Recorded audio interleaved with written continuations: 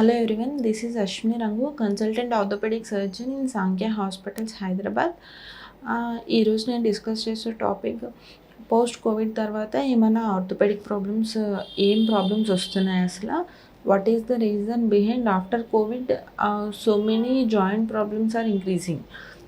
అసలు ఎందువల్ల జాయింట్ నొప్పులు ఎక్కువ అవుతున్నాయి ఏంటి ఈరోజు డిస్కస్ చేస్తాను నేను.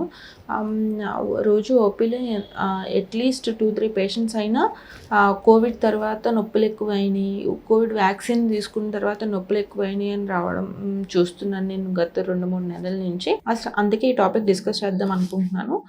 అసలు ఫస్ట్ పాయింట్ ఏంటంటే అసలు కోవిడ్ ఇట్ సెల్ఫ్ వల్లే చాలామందికి పెయిన్స్ ఎక్కువ అవడం జరిగింది. అసలు కోవిడ్ వల్ల ఎందుకు వచ్చింది అండ్ కోవిడ్లో మనం తీసుకున్న ట్రీట్మెంట్ వల్ల ఏమేమి కాంప్లికేషన్స్ వచ్చినాయి, దానివల్ల ఏ జాయింట్స్ ఎఫెక్ట్ అయినాయో డిస్కస్ చేస్తాను ఈరోజు. అండ్ ట్రీట్మెంట్ ఆప్షన్స్ ఏంటో కూడా చెప్తాను.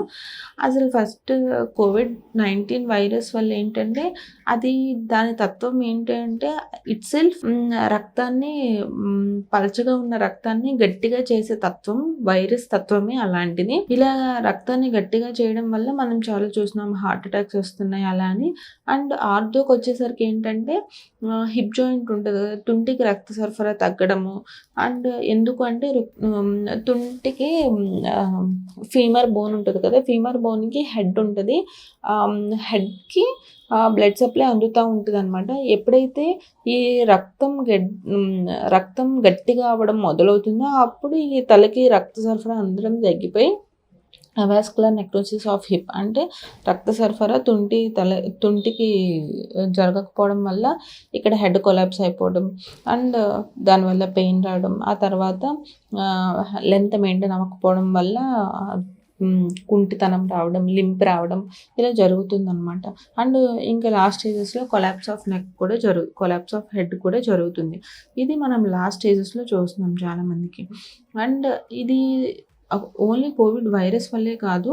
అండ్ ఇంకొకటి ఏంటంటే డ్యూరింగ్ ట్రీట్మెంట్ కోవిడ్ వచ్చిన వాళ్ళు ఏం చేస్తారంటే భయంతో కానీ ఆ ట్రీట్మెంట్ ఆప్షన్స్ వల్ల కానీ మనకి ఇచ్చిన ఎంసీఐ గైడ్లైన్స్ వల్ల కానీ స్టీరాయిడ్ ట్రీట్మెంట్ తీసుకోవడం, నార్మల్ ట్రీట్మెంట్ తీసుకున్నా కానీ ఏదర్ ఓరల్ అంటే ట్యాబ్లెట్స్ ఫామ్లో కానీ ఇంజెక్షన్ ఫామ్లో కానీ తీసుకోవడం జరిగింది. అప్పుడు కానీ లేదు అంటే చాలామంది భయంతో వేసేసుకోవడం కానీ స్టీరాయిడ్స్ జరిగింది. ఇలా జరగడం వల్ల ఏంటి అంటే ఎక్కువ స్టీరాయిడ్స్ ఏం చేస్తాయంటే సేమ్ స్టీరాయిడ్స్ కూడా రక్తాన్ని గడ్డగట్టేలా చేస్తాయి. అండ్ ఇంకొకటి ఏంటంటే లోపల ఉన్న మంచి సెల్స్ని కాస్త ఫ్యాట్ సెల్స్ కింద మార్చడం, ఇలా చేసే తత్వం స్టీరాయిడ్ ట్యాబ్లెట్కి ఉంటుంది.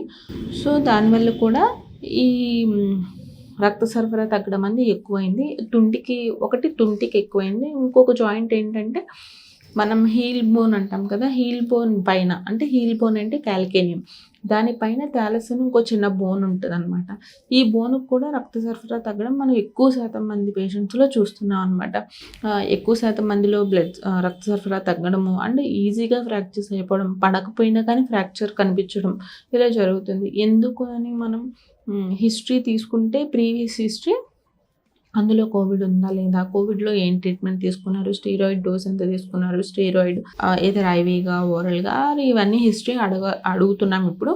అండ్ ఇప్పుడు ఇలా ఉన్న వాళ్ళల్లో కోవిడ్ వచ్చి జాయింట్ పెయిన్స్ నొప్పులు వస్తున్నాయి, తుంటి నొప్పి కానీ కాలు దగ్గర మడం నొప్పి కానీ వస్తున్నాయి అంటే వెంటనే ఆర్థోపెడిక్స్ని కన్సల్ట్ అవ్వడం మోస్ట్ ఇంపార్టెంట్ థింగ్. అసలు ఎందుకు మోస్ట్ ఇంపార్టెంట్ థింగ్ అంటే మనం ఎర్లీ స్టేజెస్లోనే చూసుకుంటే ఏదైనా హిప్కి అయితేనేమో కోర్ డీకంప్రెషన్ చేసుకోవడం అండ్ ఏవియన్ థాలస్ ఆ చిన్న పొన్ని థాలస్ అంటాం కదా, దానికి ఏమన్నా ట్రీట్మెంట్ తీసుకోవడం ఆర్ పిఆర్పి ఇంజెక్షన్స్ తీసుకోవడం, అది ఇంకోసారి నెక్రోసిస్ అవ్వకుండా జాగ్రత్త పడడం చూసుకోవాలి. అండ్ ఇఫ్ కేస్ మనం లాస్ట్ స్టేజెస్లో వచ్చి అంటే కొలాప్స్ ఆఫ్ హెడ్ జరిగిపోయినప్పుడు అలా వస్తే ఇంకా మనం నార్మల్ ట్రీట్మెంట్ అంటే మీన్స్ ట్యాబ్లెట్స్ తీసుకోవడం స్టేజ్ నుంచి సర్జికల్ ప్రొసెస్ వరకు చేసుకోవాల్సిన అవసరం ఉంటుంది. If in case already last టాపిక్లో నేను డిస్కస్ చేశాను. And if in case 2A వరకు అయితే మనం డీకంప్రెషన్ చేసుకోవచ్చు హిప్లో అయితే.